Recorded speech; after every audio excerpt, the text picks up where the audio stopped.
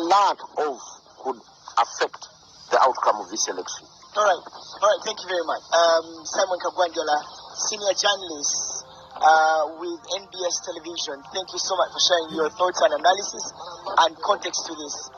Yeah, certainly. Well, it's a moment for all of us here at the command center, political command center, Block 13 in Nakuru, as we try to dissect issues. Today certainly is the big day that we've all been preparing for, the 14th of January, when Ugandans cast their ballot. Go and vote again. Go and vote. Let's cross over to Mildred to Haise. Mildred, it's a great morning here at the Solomon Serwanja set. But let's continue with our extended broadcast, Mildred to Haise.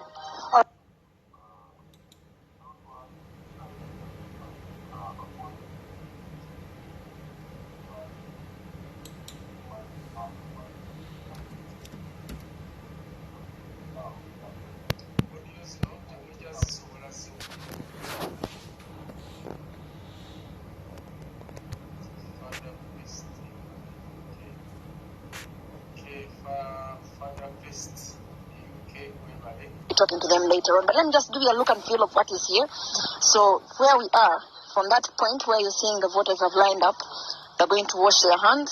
After washing their hands, then they will be able to proceed to the table where you see the lady who's wearing a blue mask. From there will be an electric biometric machine where they will be able to verify or to check the register for those who do not have the voter location slips, and then they will be able to proceed and vote. From what we see, the places of the stations of voting are there, but we're wondering where are the voting materials. It is 8 a.m. as we speak. By now, it should be an hour of voting, and the voters haven't even proceeded towards the polling center to be able to actually cast their vote. And which are some of the issues that actually they're complaining about is why have they not been able to cast their vote as we speak. Maybe I could speak to some of them and see some of their frustrations, where they're coming from. Musa. Tugambe ekiriko wano wogenda okuvotinga liwo kyekyamanyi ekibadde ebikozesebwa tebinaba kutuuka sawa ziweze bbi tewaliwo na kimu kyetulabako. Omusajja oyo abadde ayogera namwe abadde abagamba ki? Abadde atugamba tusiime layini naye nga tetunaba kulaba bye tugenda kukozesa. Simala bye tumala okulonda tetukomawo nga tumaze okulonda, kituwakanyiza. Bwe tutakomawo ate agenda kububala n'abaana, agenda kububala yekka. Ate electoral commission yagamba nti nno aba-election observer bagenda bbeerawo. Ekyo lwaki temwakiwakanya nga okulonda tekunataano? Ate bayogera tulina baawo, bayogerera eri mu ofiisi zaabwe. Ffe tuli wano we tulondera, nabo babeera eri gye babeera.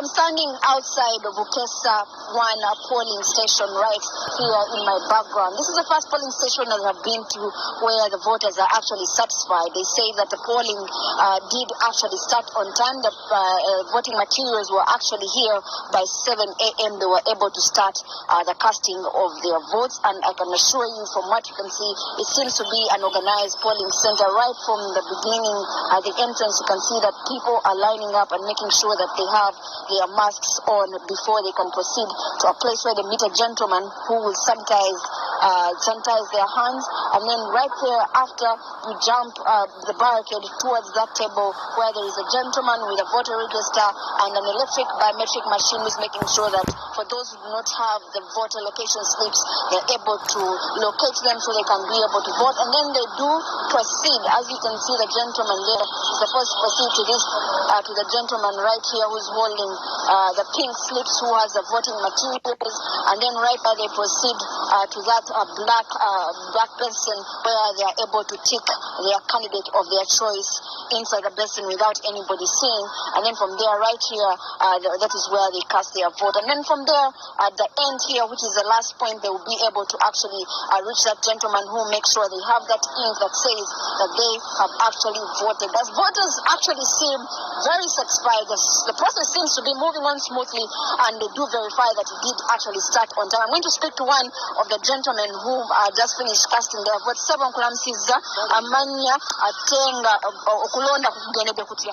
Nze Godfrey Tenywa Mukasa Senyange, President wa Jambula Zone. Okulonda tukutandise bulungi wabula mu kusooka abavubuka balemeddwa okunoonya amannya mu bwangu. For example, bw'oga nti nze Mukasa ogenda butereevu mu alphabetical order n'olaba M n'omanya omuntu waali. Kibatwaliddewo akaseera okulaba nti bafuna mangu amannya okutuusa we tubayambyeko tubagana omuntu wajja n'akugamba Mukasa genda mu alphabetical order mu M osobole okumunoonya mangu. Wadde tolina akavoota silipa akalaga nti nno oli abadde muzeeyi babadde bazeeyi abasooseewo tubawadde omwaganya basooke okulonda kuba babadde bazeeyi. Then oluvannyuma ffe ne tutandika okulonda kuba tubadde ne bu slips lines ne zanguwa, naye kyembeebazaako nti materials zizze mu budde, zitandise mu budde ate nga tebali hashi nti oba advisingako nti mukolewe muti nti basobola okuyomba. Babadde bategedde mistake yaabwe ne bakirongoosa ku bazeeyi kuba muzeeyi tamanya bulungi register tagisobola bulungi. This is the ink that I'm talking about that symbolizes that he actually has casted his vote. So everybody, before you leave the polling station, that is a sign that shows that you have voted. Normally okulonda okubeerayo posters zino ez'aba candidates tezikkirizibwa kubeera mu polling station, naye wano olaba zino zonna weeziri. Kyendowooza nti kimenya amateeka naye simanyi we bakikoze. Teyanziza ddala. As you've seen, those are some of the issues that they have, but I do believe that he actually had a good voter experience. Right here at Bukesa one of the polling stations, I think I have been to this morning. I do hope to get to more that are having a smooth voting day.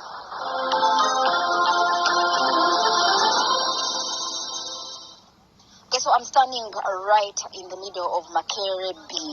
As we speak, in this particular place, there are 5 polling stations, and from the look and feel, the voter turnout, I would say, is quite impressive. One of those that have actually, I would say, the best from all the polling stations I've actually been able to visit.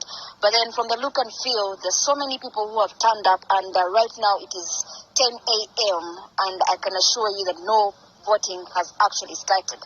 People are complaining in the lines, do not know what exactly is happening. The polling materials are here, and they don't understand what exactly is happening, why the voting is actually delayed. But then the other issue that you can actually stop and think about is the issue of COVID-19. We're looking at a time where we're voting, and then there is COVID as well. There's no social distancing. Some of the SOPs that were supposed to be followed was to make sure that we have the cans, the jerrycans that have the water.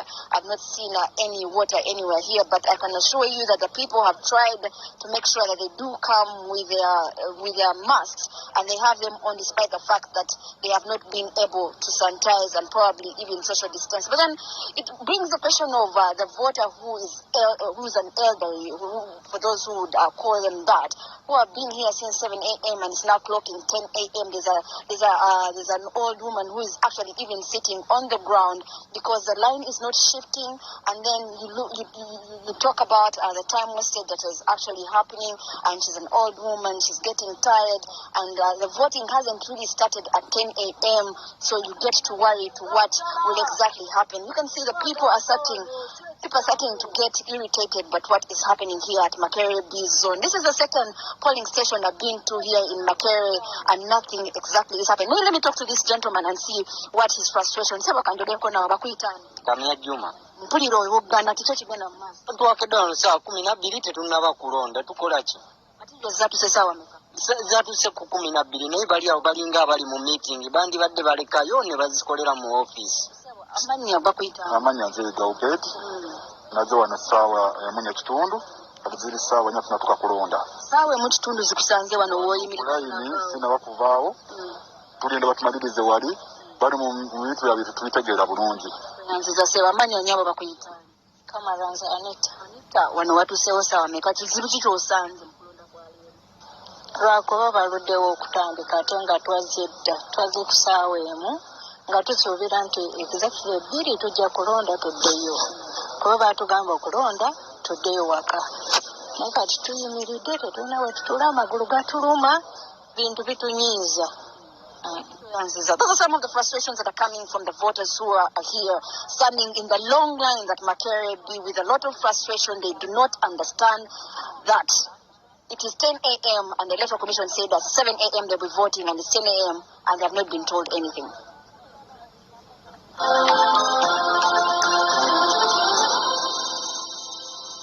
All right, some of the electoral areas or polling stations, so to say, that Victoria Bagaya was at a much earlier on, but we can authoritatively say that in those particular areas now voting is underway, and we will continue to give you updates of what could have transpired and what is transpiring at this particular moment in time. Once again, Uganda decides out of the 11 presidential candidates who will be the next taking up Lot 1 Uganda, but also out of the hundreds of contestants for the Member of Parliament seat, who should be gracing the 11th Parliament for the maiden speech around May of this very year. The swearing-in is going to be one of an interesting one. The first ever swearing-in in a pandemic. When there's a global pandemic, there's also going to be lots of, because of international relations, then Uganda will have to decide whichever president will be in power then. They will be swearing in as from president-elect to real president. We'll have to see who he or she is going to invite, because that also communicates really largely on how the relations are with Uganda and other nations, especially those that are in the region, but also internationally. There's a lot of dynamics you have to read into, but that can only be done after Justice Simon Byabakama announces the presidential candidate or the president-elect who will have gone through. But still around Kampala and metropolitan areas, we earlier, of course, did witness Shamim Malende, who is a candidate, woman MP Kampala, as she did cast her ballot. Take a look.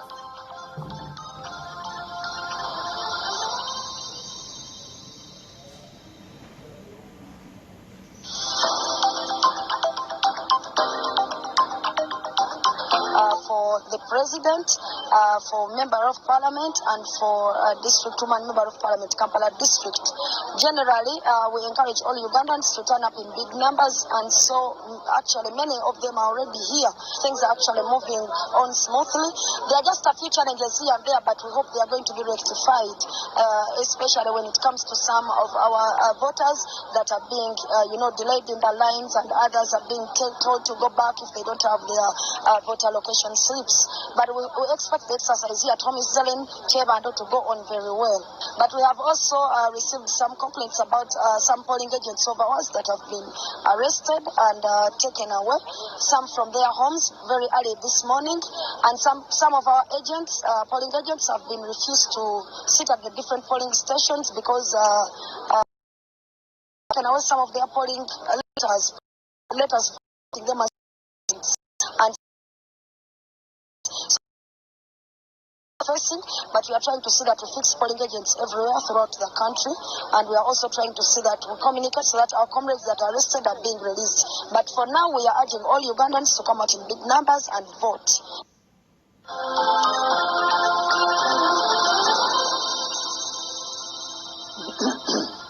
That is one of the races here in Kampala that is hotly contested. Of course, you have a candidate from NUP right there, you have a candidate from FBC, you have a candidate from Alliance for National Transformation, and then NRM, and then other independent candidates, also including Democratic Party. Of course, earlier last year I hosted them on a debate here. It was really, really hotly contested. That's also one of the races noted, but perhaps Ugandans need to look out for. Many of them, were promising a lot of things. It's also important to know if that person goes through, whoever will go through, what they are actually able to achieve given a constituency with over 1.2 million voters. Another one to look out for is the mayor's seat, which has the incumbent crossed over from the Democratic Party to the Forum for Democratic Change. We have an NRM candidate, Daniel Kaziba. We have a Democratic Party candidate in Elias Senkubuge. Mr. Senkubuge, Elias Siasa. We also have the first female contestant in this particular election 2021, and that is one who has been Kampala Woman Member of Parliament, Honorable Nabila Nagai Simpala, who is also coming of the National Unity Platform ticket. So there are quite a number of areas to look out for. Absolutely. Now let's cross over to Studio 2, where Simon Kagwanjala will be, of course, giving us some analysis together with his terrific panel, Sheila Kawamara and Mike Sebalu. Simon Kagwanjala, there's a lot to discuss about, including the delay of polling material to reach their destinations, which are in Kampala, regardless of the fact that the store that has all this polling material is in Banda, and there's no traffic. There's also, of course, malfunctions and dysfunctions of the biometric voter verification machines. What does your panel have to say about this? Don't forget the internet shutdown. Well, there are quite a number of disturbing or incredible stories that are emerging. On D-Day, it's a defining moment for the country, and like we pledged, we'll be bringing you a real-time coverage of everything, bit by bit, as it unfolds around the country in the midst of quite a number of challenges. The internet is down. And, the mood in the country can be described as you wish. But, I want to engage this morning. Honorable Mike Sebalu is a former member of Parliament of the East African Legislative Assembly, alongside Sheila Kawamara, another former member of the Yala Assembly. She's also a journalist. Once a journalist, always one. Pleased to have you, my guests. Thank you very much. A very good morning, Honorable Sebalu. Yeah, good morning, and I'm glad to be here. Do you find anything unique about this day? Compared to other elections that we've had in the country? Something unique about this day is election day. Election day is not any other day. People are out there to get their leaders and vote for them. So it is unique, interesting, exciting, and we look forward to the outcome of the same. Sheila, for starters, what were your expectations? And thus far, what has come through? What doesn't seem to add up for you?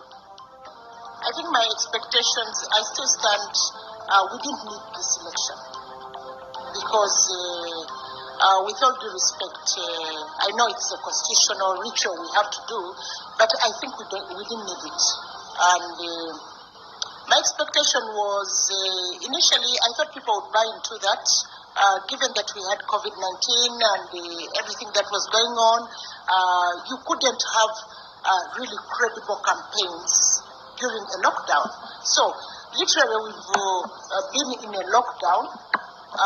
We've seen a number of candidates not being able to campaign in particular areas, so that it has disadvantaged them. And the day is here, and the tempo so far reveals that quite a number of people have queued up to cast their ballots. And actually, I failed to cast my own ballot because the queues were really long. So that is quite a surprise on my part. Ugandans are really interested in having the election. So it is encouraging because we are building a democracy where people have a right to go and vote for the candidates of their choice. So to me, that is really an encouraging issue, particularly given that we've seen a lot of intimidation previously. We've seen members driving around the city. In the name of security. In the name of security, but I would say in the name of power display. showing who is in charge, who has the power. So there has been that power display, and I thought maybe Ugandans would be intimidated because usually where people see the military, they shun the elections. But it is on the contrary, people have turned out for the Honorable Sebalu, one big issue that is defining this election and that is creating a big headline globally is the internet shutdown. What impact does it have, and what image does it cast on the country's democracy? Yeah, before I go into that, I want to put a rider on Sheila's observation to the effect that she didn't expect people to come out because the presence of security previously would intimidate them. But I simply want to say that instead it gave them all the confidence because there were intimidations from different circles, and the government and the president came out to give assurances to Ugandans that their peace and security and opportunity to cast their votes will not be compromised by any threats, intimidation, or any actions to the contrary.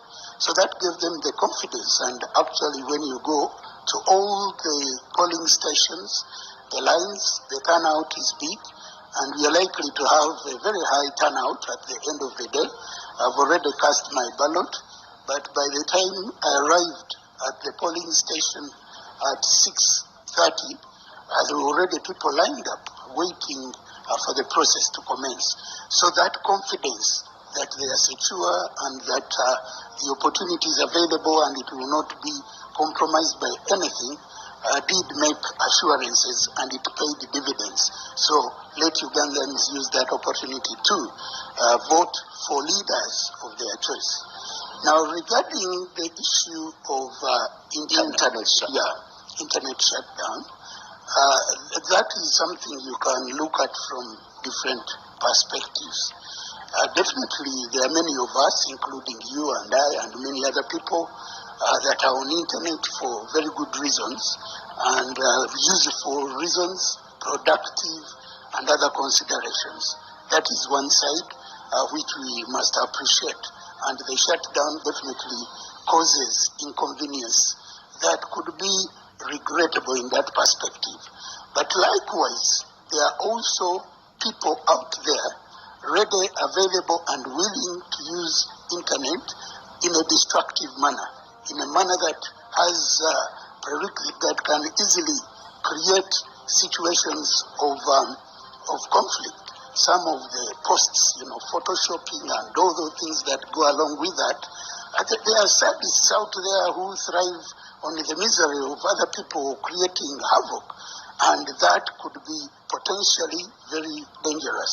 So when one takes a position of preemptive in the best interest of everyone for a common good, so that we don't create such situations, I think then that should be appreciated in the context of the overall benefit of the entire nation in terms of securing the processes and preempting such actions that may have the effect of causing violence. So I really appreciate that. And you know that Uganda is not an enemy of internet. If you go to Reporters Without Borders, those countries that are in that category are listed. And definitely Uganda doesn't have space there. It has always been friendly, but once it is a qualified action for the common good and looking at the big picture, then I think we should be able to appreciate it is inconveniencing. We are all inconvenienced, but at the end of the day, if it can save us from a potentially volatile, violent situation, given some people who may want to use it as such, then I think it becomes a very hard decision, but which is necessary and desirable in the interest of peace and security. Well, Sheila, quite a number of hiccups were registered in 2016. Internet shutdown was one of them.